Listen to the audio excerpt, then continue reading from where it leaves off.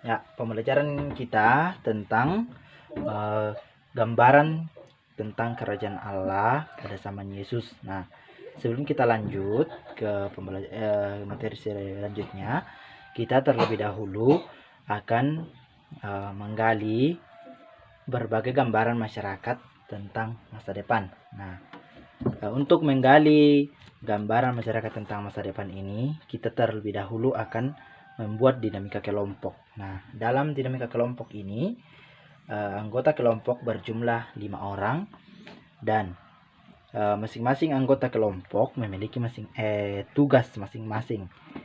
Yang pertama, satu orang bertugas sebagai buruh pabrik, satu orang bertugas sebagai guru, satu orang bertugas sebagai pelajar, satu orang bertugas sebagai guru, dan satu orang bertugas sebagai petani.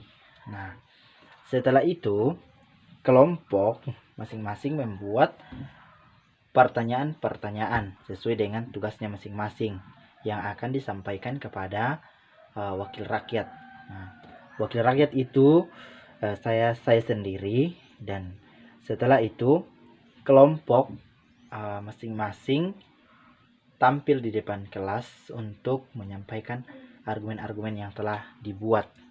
Setelah itu, kelompok-kelompok yang lain menanggapi atau memilih salah satu kelompok yang dianggap paling baik dan diberikan masukan mengapa hal itu kelompok memilih kelompok itu, sehingga proses pembelajaran kita akan lebih bermakna atau lebih baik. Nah, silakan masuk dalam kelompoknya masing-masing. Untuk memahami kerajaan Allah yang diwartakan dan diperjuangkan oleh Yesus, alangkah baiknya kita terlebih dahulu memahami situasi zaman Yesus yang meliputi latar belakang geografis, politik, ekonomi, sosial, dan religius. Nah, masing-masing dari kalian silakan membaca latar belakang tersebut di bukunya. Setelah itu kalian menggarisbawahi kalimat yang kalian tidak mengerti atau kalian tidak pahami. Nah, setelah kalian sudah membaca dari teks di atas atau di buku kalian, kita memahami tentang kerajaan Allah dalam masyarakat Yahudi zaman Yesus. Nah, konteks dan latar belakang situasi yang ada dalam masyarakat sebagaimana diuraikan di atas, secara langsung maupun tidak langsung berdampak pada munculnya berbagai pemahaman kerajaan Allah pada zaman Yesus. Nah, paham kerajaan Allah itu dipengaruhi oleh paham kelompok tertentu, budaya, dan kepentingan tertentu juga.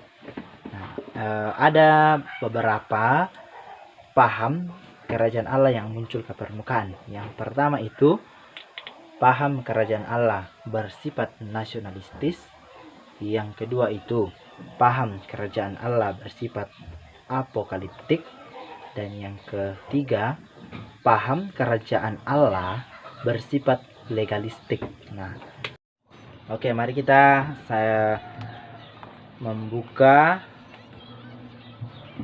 kitab suci dan kita mendalami dari Injil Lukas bab 10 ayat 1 sampai 11. Nah,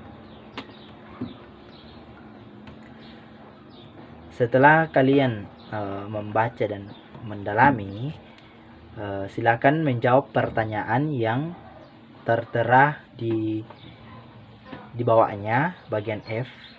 Di situ ada pertanyaan sekitar 4. Silakan dijawab sesuai dengan apa yang Anda pahami dalam teks kitab suci yang Anda sudah baca.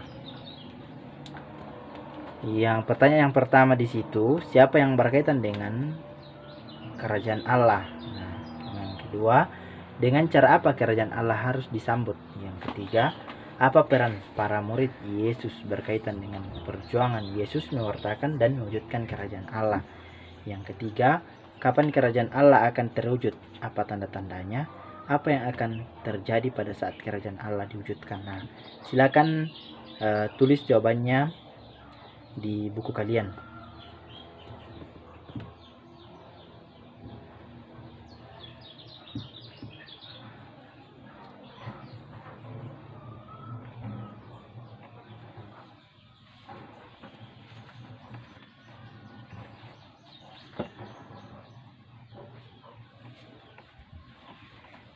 Oke, dari bacaan di atas atau dari bacaan Injil yang kita pahami, nah sesuai dengan apa yang kalian tulis, silakan disesuaikan dengan apa yang saya pahami. Oke, silakan dicocokkan. Mewartakan dan mewujudkan kerajaan Allah merupakan misi kedatangan Yesus ke dunia.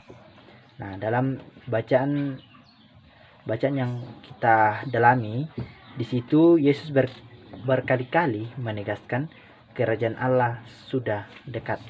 Nah, dalam pewartaannya, Yesus menekankan bahwa kerajaan Allah adalah situasi di mana Allah merajai hidup manusia.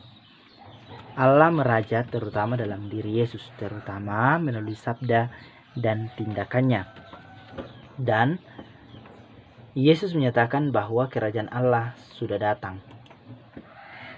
Nah, kerajaan Allah adalah Allah yang meraja atau memerintah. Yang kedua, kerajaan Allah yang ditawarkan oleh Yesus akan mencapai kepenuhannya pada akhir zaman. Nah, apa yang sudah ditawarkan oleh Yesus itu yang akan kita capai di dunia akhir nantinya, ketika kita sudah tidak tiada di dunia ini. Yang ketiga itu kerajaan Allah mencapai kepenuhannya pada akhir zaman. Kini sudah dekat, bahkan sudah datang dalam sabda dan karya Yesus.